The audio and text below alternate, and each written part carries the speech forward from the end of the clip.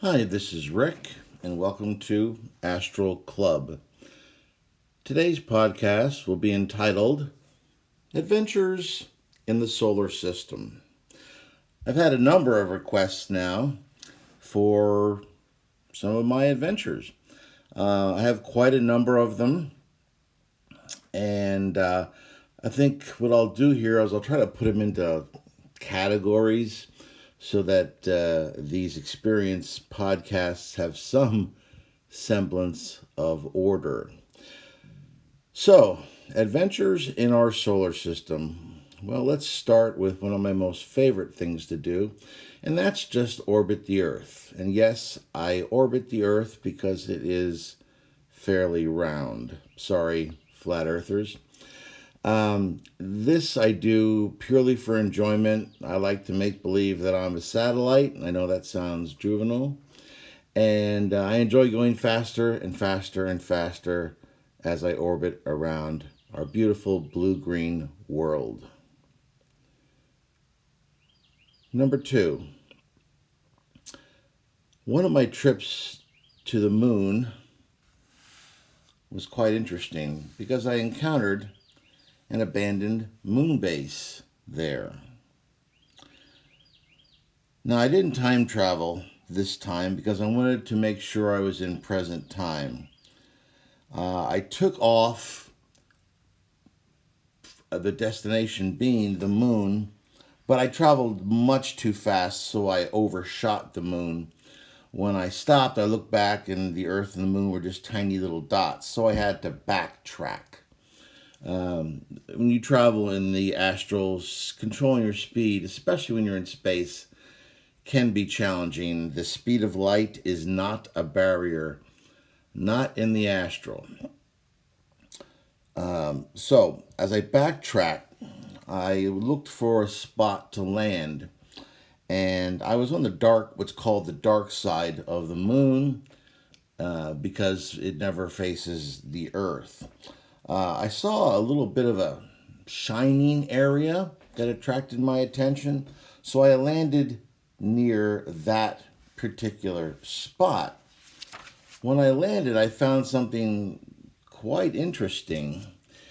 It seemed to me that it was the remnants of a long ago destroyed base on our moon. I would say, based on the absence of any experience, that it was probably destroyed by some sort of an explosion and not a meteor. A meteor, I imagine, would leave a large, somewhat circular crater. But this base seemed to be shattered in a radius that was, say, somewhere around 130, 140 degrees, as if there was some sort of an explosion that then projected the detritus out in a particular cone, if you will. I was surprised not to see as much metal as I expected. When I think of a moon base, I think of a lot of metal buildings. And I did see some metal, even though everything was covered with heavy dust. But what I really saw was a lot of broken adobe-like buildings, as if someone found a way to use moon material and some water to actually construct buildings. I found one shard of metal that seemed to have a type of pictorial writing on it, perhaps a hieroglyphic of sorts.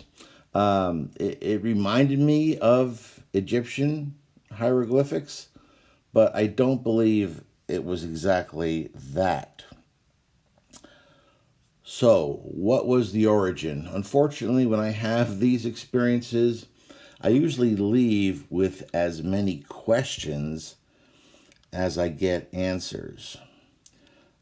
So, was this alien? Possibly.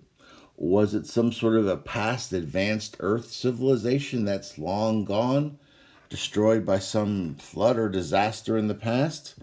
I don't know. We can only speculate. My next experience was a few years back, and I heard that there was going to be a near Earth crossing asteroid. Now, when I say near, when NASA says near, they mean relatively near. This thing was still far away from the moon, but when I traveled to it, and it appeared to me to be a type of misshapen peanut, I could see the Earth and the moon in the distance. So it was probably closer than we would like. I would say the size of it was approximately the size of a football stadium. And I was shocked to see that it was rotating end over end. When I saw the picture in the paper, of course, it was just this blurry, rocky peanut type object, and you just never think, at least I don't, of it actually moving. And when I got there, it was going end over end, and I landed on it and started thinking to myself, wow, this is probably the coolest ride that a human can be on.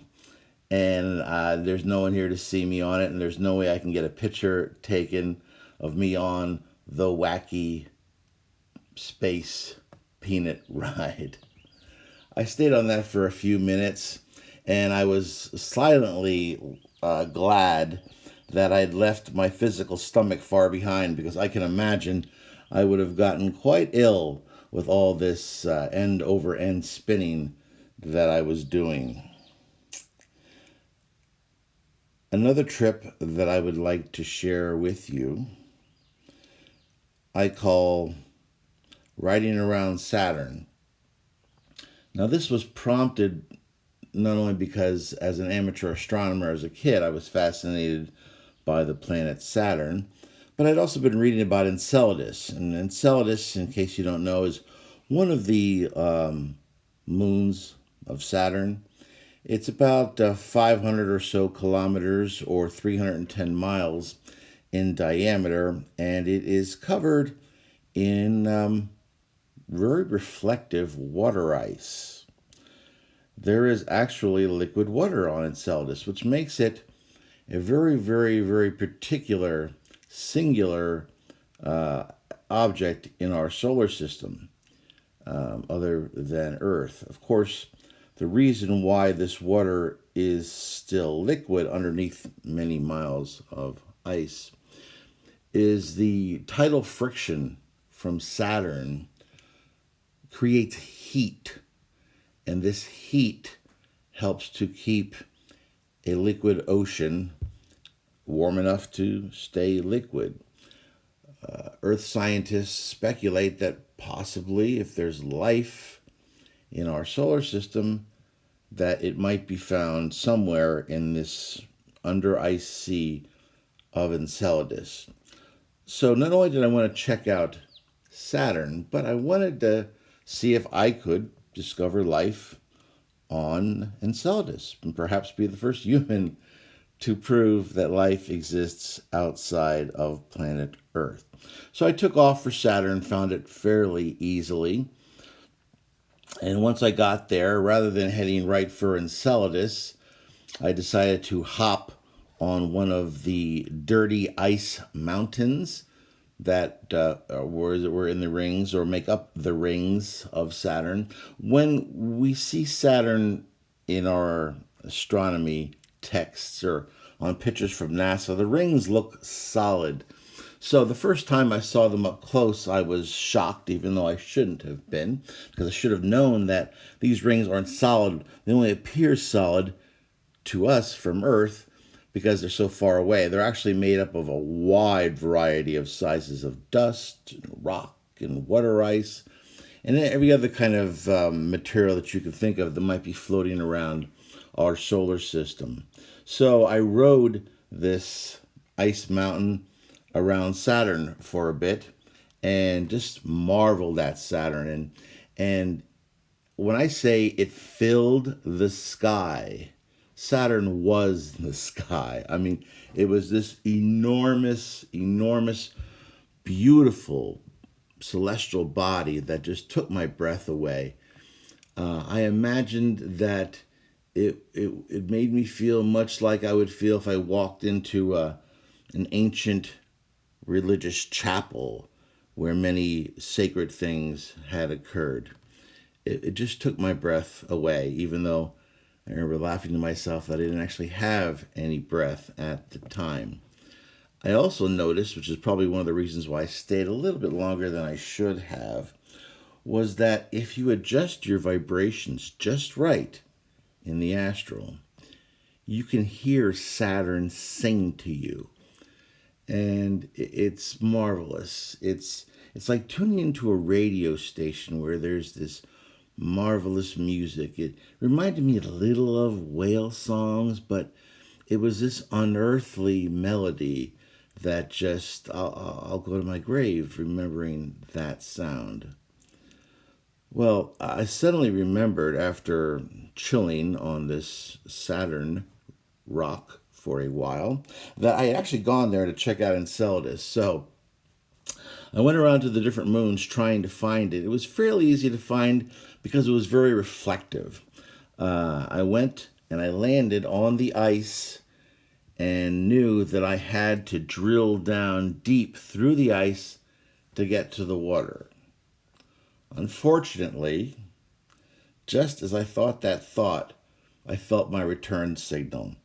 Remember, I had not gone into the future, I stayed in the present. And when you're in the present, you only have a handful of minutes to explore. Maybe 15, maybe 20 physical minutes. And that doesn't sound like a lot. However, you can accomplish an awful lot in the astral at the speed of thought with that amount of time. But I was pulled back and I never got to dive through the ice and into the waters of the sea under the ice in Enceladus. So perhaps in the future I can go back and I'll reveal to you whether I found life or not. Those are just a few of my solar system adventures. I have many more. I also have many more tales about space travel and time travel that we'll talk about in the future. If you liked this podcast, please hit the like button, subscribe, and smash that bell button because that way you'll be notified every time I post a new podcast. Thanks a lot, everybody, and happy travels.